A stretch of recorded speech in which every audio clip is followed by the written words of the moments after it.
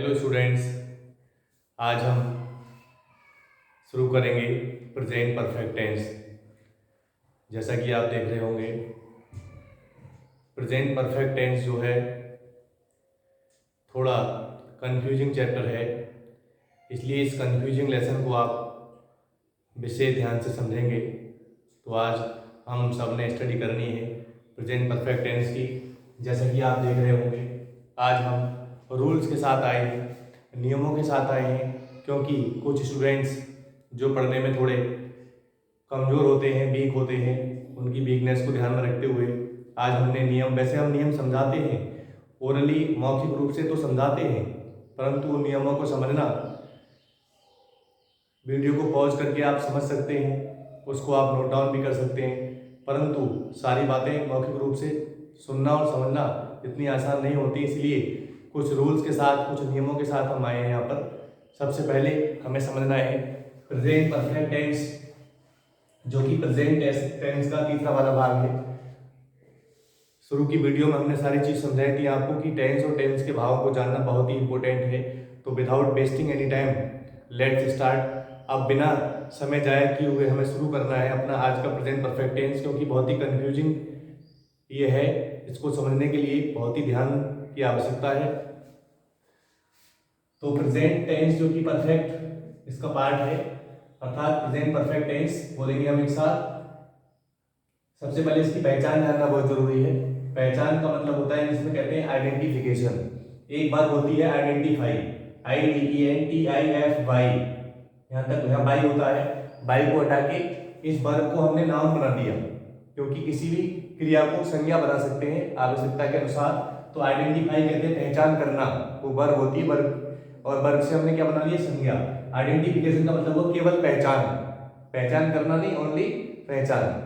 तो आइडेंटिफिकेशन समझ गए अब आप हिंदी में, इंग्लिश में।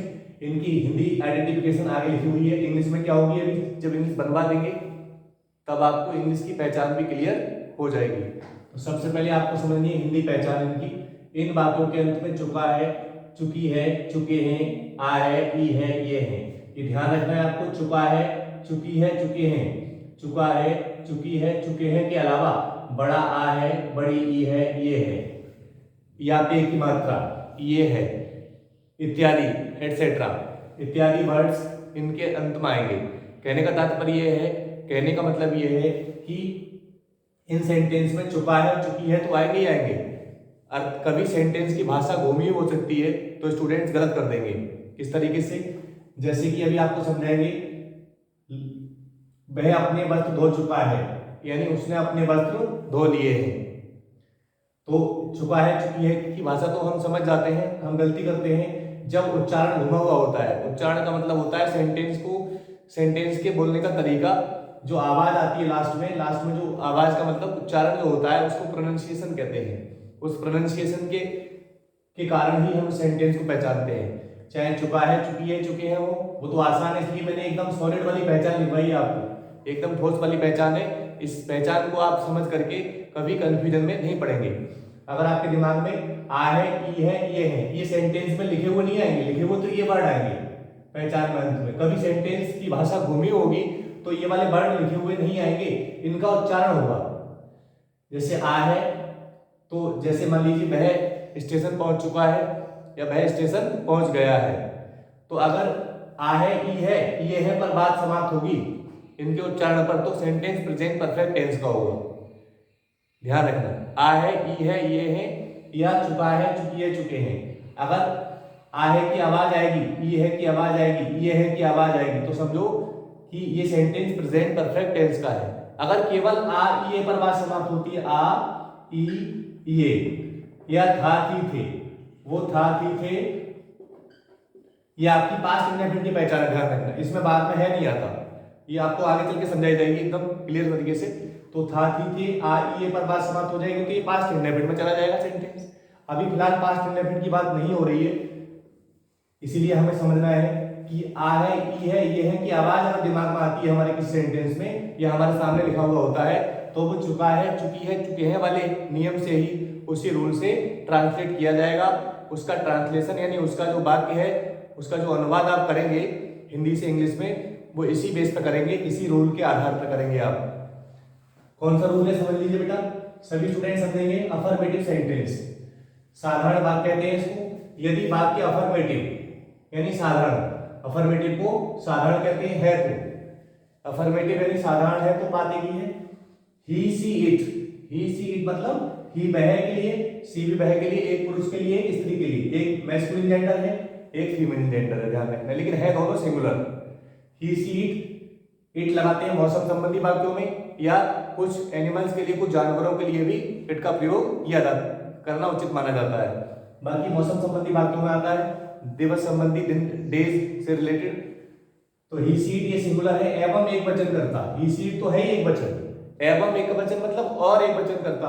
कौन कौन, इसको इंग्लिश में कहते हैं singular subject. He see it के अलावा कोई और एक वचन करता है, यानी कोई सिंगुलर सब्जेक्ट होगा, कोई व्यक्ति का नाम होगा एक का, किसी व्यक्ति का, वस्तु का नाम होगा एक का, तो उसको सिंगुलर सब्जेक्ट भी कहते हैं, शॉर्ट में एसएस, या फिर आप उसको सिंगुलर नंबर बोल लीजिए, SN.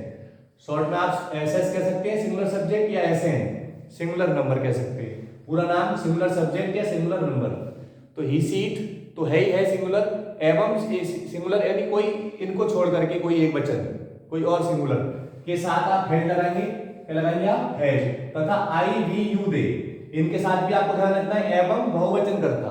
I we you they ये अपने में ध्यान रखने हैं आपको चारों सब्जेक्ट। इसके अलावा कोई और प्लूरल सब्जेक्ट, कोई और बहुवचन, प्लूरल मतलब बहुवचन, प्लूरल मतलब बहुवचन, प्लूरल सब्जेक्ट का मतलब एक से ज्यादा, ध्यान रखना।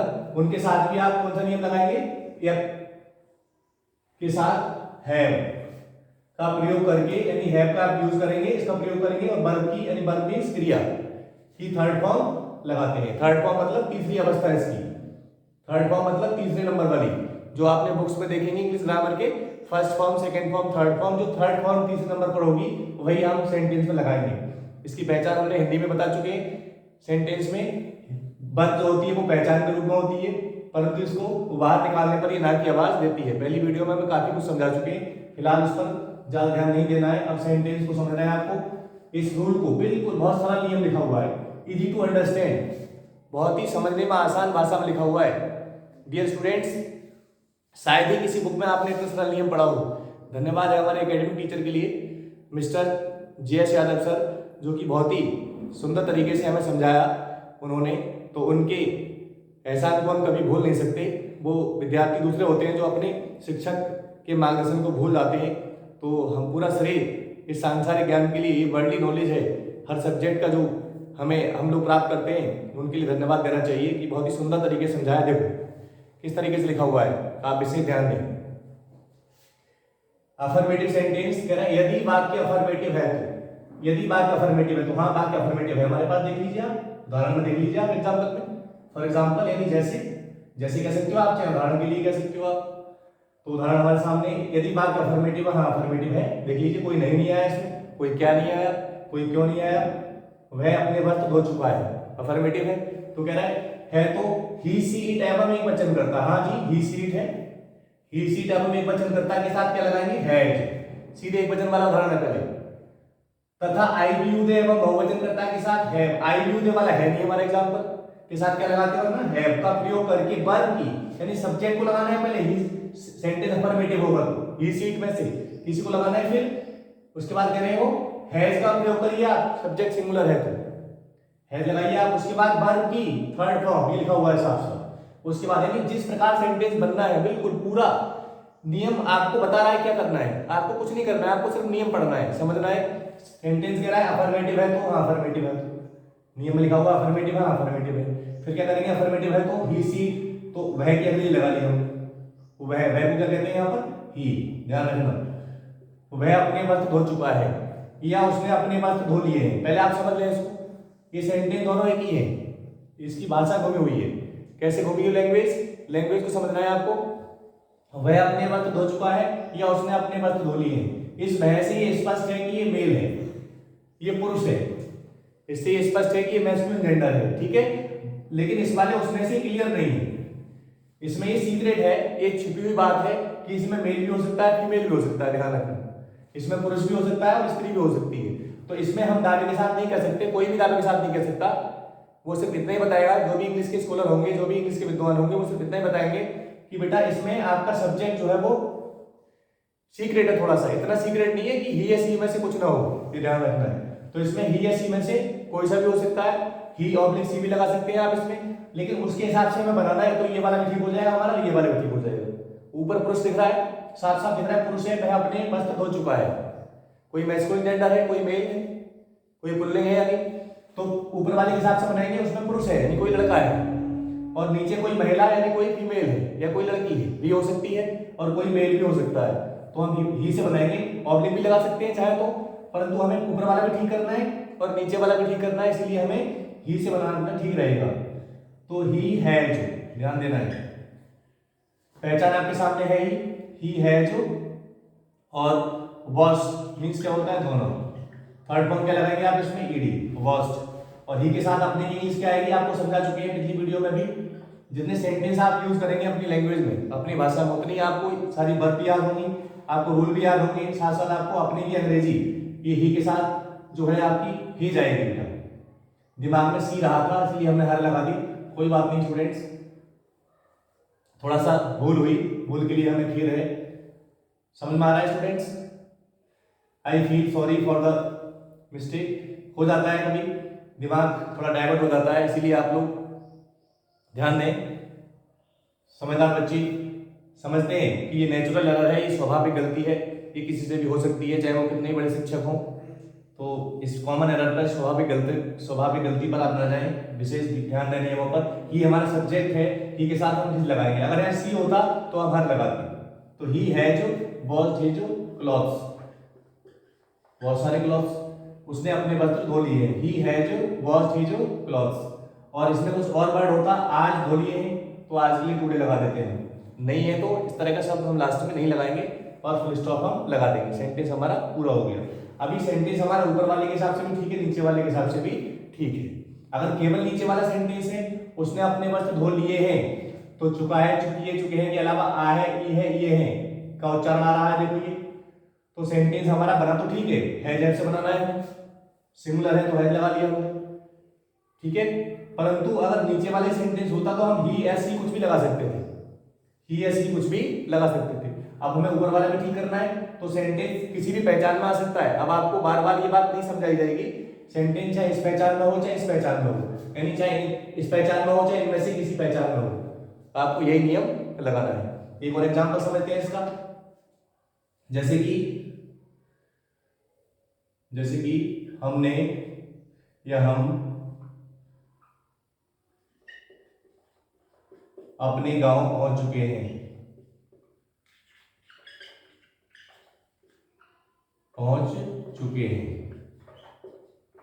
ठीक है। या ऐसे कह सकते हैं इसको, हम अपने गांव पहुंच गए हैं, ध्यान रखना, हम अपने गांव पहुंच गए हैं।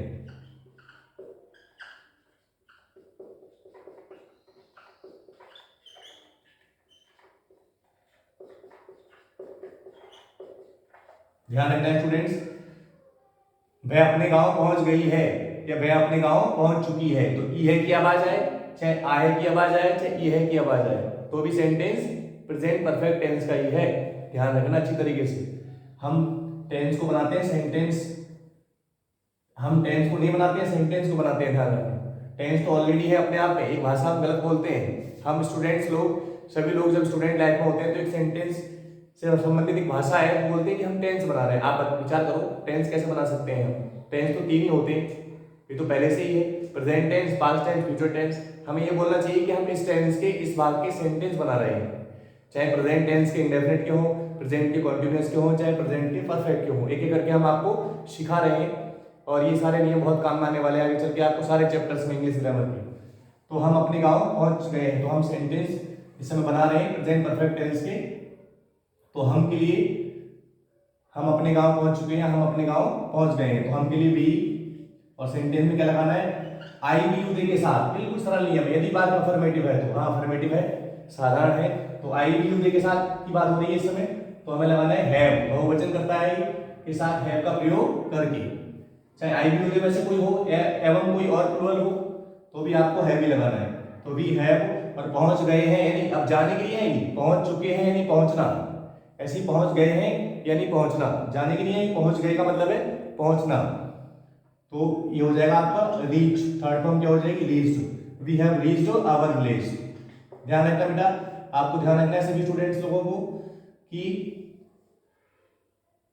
आपको रीच के बाद कोई प्रीपोजिशन नहीं आना है।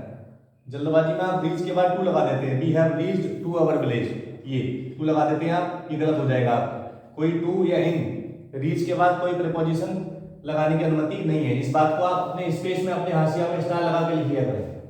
कहीं कॉपी में आंसर कॉपी में आपकी जगह होती है, उसमें खाली जगह में आप लिख लें स्टार लगा के कि there is no preposition after the verb reach and enter. Enter means प्रवेश करना और रीच मीन्स पहुंचना। इन वर्ब्स के बाद में कोई टू या इन नहीं आते, ध्यान रखना। चाहे भले ही हिंदी में आए उसके लिए, जैसे वह कक्षा में प्रवेश कर चुका है तो he has entered the class, enter की थर्ड फॉर्म तो आ जाएगी एंटर्ड, लेकिन इन दी क्लास नहीं आएगा, तो इन नहीं आएगा वहां पर, ना टू आएगा, ध्यान रखना। तो we have reached our village, गांव के लिए क्या आएगा village, we have reached our village, ये फुल स्टॉप आ जाएगा। कोई शब्द अगर होता है इसमें अतिरिक्त आज होता तो आप उसके लिए टुडे लगा सकते थे। इसलिए आप ध्यान रखें, ये प्रेजेंट परफेक्ट टेंस के सेंटेंस इस नियम से बनाए जाते हैं। जो नियम आपके सामने है, आप इसको, बहुत ही सरल नियम है, समझने में बहुत आसान है। आप पढ़ेंगे तो नियम खुद बताएगा हमें कि करना क्या है, बिल्कुल सरल नियम है। नियम को पढ़ेंगे, बिल्कुल पढ़ते रहिए और बनाते रहिए। नियम कह रहा है अफर्मेटिव है तो अफर्मेटिव है, फिर ही सी इट में से है या आई विल दे में से है, सब्जेक्ट तो उनमें से हमने लगा लिया है, ही है या बी है, फिर है जैब को कह रहा है नियम के अनुसार। फिर वर्ब की थर्ड फॉर्म के लिए बिल्कुल सरल लिखा हुआ है, थर्ड फॉर्म लगा दिया। फिर कहीं भी कोई अपने के अंदर आ जाएगी तो ये आपको समझनी पड़ेगी। ये हमें पिछले वाले नियमों में समझाई गई है हमने कि ही के साथ ही जाएगा, सी के साथ हर आएगा और बी के साथ अवर आएगा। तो हर सब्जेक्ट के बाद अलग अलग आएगा, आप बनाने से ही सीख जाएंगे, बार बार प्रैक्टिस करेंगे तो। और क्लॉथ ये उसका ऑब्जेक्ट हो गया, ये वस्त्र के लिए आ गया, ध्यान रखना। ठीक है स्टूडेंट, तो ये सब्जेक्ट हो गया, ये हेल्पिंग वर्ब हो गई आपकी। सब्जेक्ट मतलब कर्ता, हेल्पिंग वर्ब मीन सहायक क्रिया, मेन वर्ब मुख्य क्रिया, इसकी थर्ड फॉर्म यूज होती है नियम के अनुसार, रूल के अकॉर्डिंग। और हिज एक पॉसेसिव केस हो गया, ध्यान रखना। संबंध कारक जो होता है जो सब्जेक्ट की अकॉर्डिंग हमेशा कर्ता के अनुसार आता है, यहाँ पर अवर आया है, ठीक है। और ये ऑब्जेक्ट हो गया आपका, कर्म हो गया, ऑब्जेक्ट मतलब कर्म, ठीक है। तो नियम में किस तरीके से लगाना है सारी चीज आपको क्लियर होंगी। अब हम इसके अफर्मेटिव सेंटेंस आप और हम सब स्टडी कर चुके हैं। अब हमने इसके नेगेटिव, देखिए स्टूडेंट्स, अब हम नेगेटिव सेंटेंस समझना है हमको। हम सबने नेगेटिव सेंटेंस की स्टडी करनी है। नेगेटिव सेंटेंस में क्या करना है आपको, बहुत ही सरल है। यदि अफर्मेटिव समझ में आपको आ गया तो नेगेटिव में कुछ ज़्यादा नहीं करना, थोड़ा इंटरोगेटिव में ध्यान रखना है विशेष, वो आगे चल के समझेंगे। क्योंकि इंटरोगेटिव सेंटेंस में पहचान के अनुसार आइडेंटिफिकेशन के हिसाब से हेल्पिंग वर्ब को पहले लगाना पड़ता है और हर टेंस के हर भाग की सेंटेंस बनाते समय हेल्पिंग वर्ब अलग अलग होती है, ध्यान रखना है। तो फिलहाल हम नेगेटिव समझना है। नेगेटिव में सब्जेक्ट की अकॉर्डिंग, यानी सब्जेक्ट मतलब कर्ता के अनुसार हैव के बाद नोट लगा देना है आपको। सब्जेक्ट अगर ही सीट में से होगा तो आप हैज के बाद नोट लगा देंगे। एग्जाम्पल समझ लीजिए, जैसे कि वह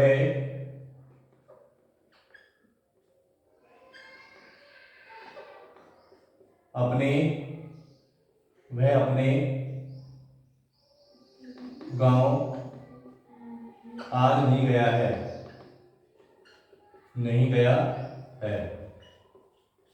ध्यान रखना, वह अपने गांव आज नहीं गया है। तो बार बार हम आपको सेंटेंस की पहचान दोनों तरीके से नहीं लिख पाएंगे, ये आपको समझा चुके हैं।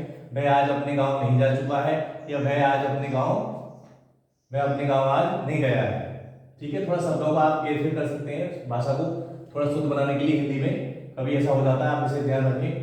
फिलहाल आप ऐसे भी कर सकते हैं, वह आज अपने गांव नहीं गया है, इस शब्द को आप यहाँ ला सकते हैं। लेकिन इंग्लिश में आपको ज़्यादा फेरबदल नहीं करना है, इंग्लिश आपकी लगभग सेम रहेगी। तो वह के लिए ही लगाएंगे, ही हैज, नोट लगा देंगे, ही हैज नॉट। यहाँ पर गया है, ध्यान रखना, यहाँ पहुँचना नहीं है, पहुँचना होता तो रीच लगाया जाता, गया है, गया का मतलब जाना।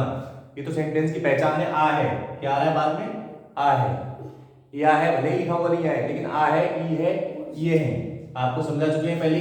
आ है, ई है, ये है, तो आ है की आवाज आ रही है, भले ही या है लिखा हुआ नहीं आ रहा है, तो आ है, ई है, ये है की आवाज आएगी। ध्यान रखना, अगर आ ई ए पे बात समाप्त हो गई केवल यही, तो पास्ट में चला जाएगा सेंटेंस। ध्यान रखना, आ ई ए था थी थे, वहां है नहीं आता बाद में। आ है, ई है, ये है, था है, थी है, थे है। मतलब कहने का मतलब ये है, आ ई ए था थी थे पर बात समाप्त हो रही है, पास्ट इंडेफिनिट में चला जाएगा, वो आगे चल के समझेंगे आप। फिलहाल आ है, ई है, ये है, या चुका है, चुकी है, चुके हैं, इनमें से कुछ भी होगा तो आप प्रेजेंट परफेक्ट टेंस के हिसाब से बनाएंगे इसे। ही हैज नॉट, और गो वेंट, गॉन। गो की थर्ड फॉर्म क्या होती है? गॉन। जैसे आपको लिख के बता देते हैं, गो सेकंड फॉर्म क्या होती है? वेंट, थर्ड फॉर्म क्या होती है इसकी? गॉन। गो मीन्स क्या होता है? जाना।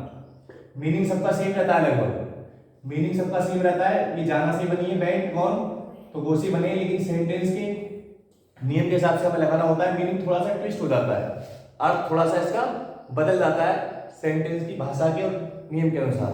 तो गो से ही बना है वेंट, और थर्ड फॉर्म भी गॉन इसी से बना है, ध्यान रखना। तो हमें क्या लगाना है? गॉन लगाना है। तो ही हैज नॉट, गॉन आपका लग गया। टू थर्ड फॉर्म आएगा, गो गॉन हो गया। गो के बाद हमेशा प्रीपोजिशन आता है, ध्यान रखना है। He has not gone to, और अपने के लिए क्या आएगा? हेज। अगर यहाँ पुरुष नहीं होता, स्त्री होती, कोई फीमेल जेंडर होता, यानी कोई स्त्रीलिंग होती, तो आप सी के अनुसार यहाँ हर लगाते, या कोई महिला का नाम होता फिर भी आप हर लगाते। यहाँ पुरुष है फिलहाल तो हिज लगाएंगे। He has not gone to his, और कहाँ? गांव, तो विलेज। और आज के लिए क्या लगाएंगे लास्ट में? टुडे। इस तरीके से स्टूडेंट्स आपने इंटरोगेटिव सेंटेंस इसके समझे। सॉरी, आज आपने अफर्मेटिव और नेगेटिव सेंटेंस समझे हैं। एक और एग्जांपल समझते हैं इसका, जैसे कि बड़ी एग्जांपल है, सुंदर एग्जांपल है। कुम्हार ने आज मिट्टी के बर्तन नहीं बनाए हैं।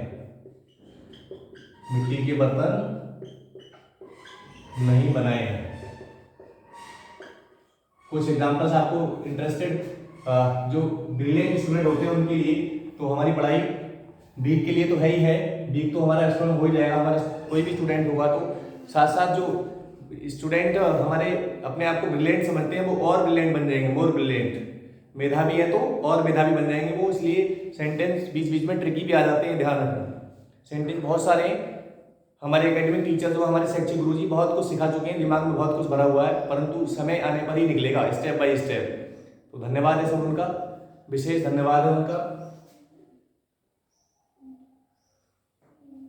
कुम्हार ने आज मिट्टी के बर्तन नहीं बनाए हैं। ध्यान रखना आप लोग, नहीं बनाए हैं यानी नहीं बना चुका है। कुम्हार जो होते हैं वो मिट्टी के बर्तन बनाते हैं। कुम्हार का काम क्या है? ठीक है, अच्छी बात है, सबका अपना काम होता है, उस पर हमें नहीं जाना है, हमें तो सिर्फ इंग्लिश ट्रांसलेट करनी है, सेंटेंस सीखना है हमें, ध्यान रखना। तो कुम्हार को क्या कहते हैं ये भी ध्यान रखना, ठीक है। एक शब्द होता है पॉट, पीओटी, पॉट, समझ लीजिए, पॉट मीन्स बर्तन होता है। तो विशेष है ये, इनका विशेष व्यवसाय है, तो ये पॉटर से पहले क्या लगाना पड़ेगा? दा लगाना पड़ेगा। पॉट मीन्स बर्तन होता है, और पॉट में डबल टी ई आर करके हम लगा देंगे, डबल टी ई आर, तो पॉटर क्या हो जाएगा? बर्तन से बर्तन बनाने वाले। पॉट मीन्स क्या होता है? बर्तन, और पॉटर क्या होगा? समझ गए अब आप? बर्तन बनाने वाले, अर्थात कौन? कुम्हार। द पॉटर एक वचन में है फिलहाल, नहीं बनाए हैं, एक कुम्हार की बात हो रही है। इस तरह होता है, कुम्हार लोग आज बर्तन नहीं बना चुके हैं, तो बहुत सारे लोगों की बात होती, तो वहां पॉटर्स भी कर सकते थे हम, या मॉडर्न इंग्लिश में द पॉटर पीपल भी लगा देते हैं लोग, बट वो स्पीकिंग में आता है, ठीक है, राइटिंग कुरेसी में, ठीक है, पॉटर्स करके काम चलाया जाता है, ध्यान रखना। तो इसलिए द पॉटर भी सिंगुलर में है, तो पॉटर एक वचन में है तो हैज लगा दिया। उसके बाद आप क्या करेंगे? नहीं बनाए हैं, बनाए का मतलब क्या है? बनाना, बना चुके हैं यानी बनाए हैं, तो इसको बाहर निकालेंगे तो ये वर्ब है हमारी, बनाना। देख लिया हमने बाहर निकाल के, अपने दिमाग में ही देख लिया। The Potter has made, third form क्या हो जाएगा? मेड, क्योंकि मेड से बनाया ये, ध्यान रखना। स्टूडेंट्स गलती कर देते हैं कुछ बच्चे स्टेट बोर्ड में भी, यूपी बोर्ड में भी, सीबीएसई बोर्ड में भी गलती करते हैं, देखा है हमने, इस मेक में डी लगा देते हैं। वो क्या कर देते हैं, वो थर्ड फॉर्म और सेकंड फॉर्म के लिए डी लगा देते हैं, ये गलत है। मेक का मेड होता है, ठीक है ना। खास तौर से 9, 10, 11, 12 सभी क्लासों के बच्चे ये गलती करते हैं, कभी कभी देखा है आपने, ठीक है।